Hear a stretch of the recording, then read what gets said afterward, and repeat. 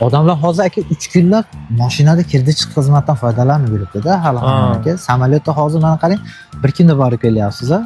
Holat qanaqa bo'lyapti aka? Holat yaxshi, qiynalganimiz yo'q hech qanday. Qiyinchilik umuman bo'lmadi. Ochig'ini danganini gapiravering. Rosa mana keldik, mashinaga aeroportdan chiqdik. Bordik, mana kelyapsiz o'zi. Xudo xolasa samolyot ketsa qaytamiz shundan. 1 kunda bo'lyapti shunda xizmati. Kecha soat 8larda o'sha samolyot uchdi. Kamchiliklar, qiyinchiliklar bo'lmadimi? Yo'q, hech qanaqa qiyinchilik. Dokumentda muammo borlarda ham shu pullarimiz shu siliniki olib chiqib ketarkan. Hech qanaqa farqi, razницасы bo'lgani yo'qda. Tavsiya qilasizmi odamlarga 1 kunda samolyotda kirdi-chiq xizmatini? Endi bu oldin mashinada kelgan bo'lsa, hozir mana udim yaxshida, shundan ancha yengilligi bor ekan. O'zingiz qayerdansiz aka? Nudan, Qoraqalpog'iston Beruniy. Beruniydan, mashalloh. Qaranglar do'stlar, sizlar O'zbekiston, Qirg'iziston, Tojikiston fuqarosi bo'lishingizdan qat'iy nazar 1 kunda samolyotda kirdi-chiqdi xizmatini taklif qilamiz.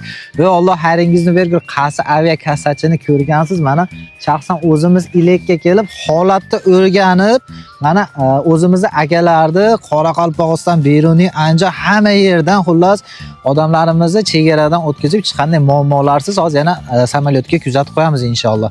Agarda sizlarga qiziq bo'lsa, +7 kodi bilan 921 762 2500 raqamlariga murojaat qilishingiz mumkin. Aka tavsiya qilasa bemalol, qo'rqmasdan, o'zim keldim mana, tavsiya qilaman hammaga. Mayli aka, sog' bo'ling.